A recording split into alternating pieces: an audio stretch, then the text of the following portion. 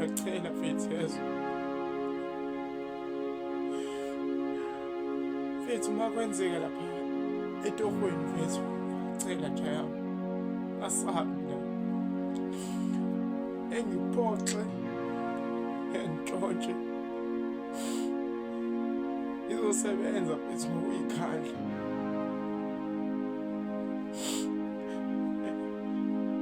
Azi mfethu, inkinga mzwa mfethu, ngisekhaya. Afisa mfethu ukubeka isinkwa yami phezu kwetafula.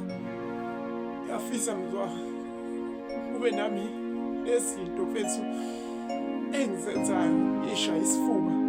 Ngithi lokhu mina, but konke lokhu asikubeke eceleni.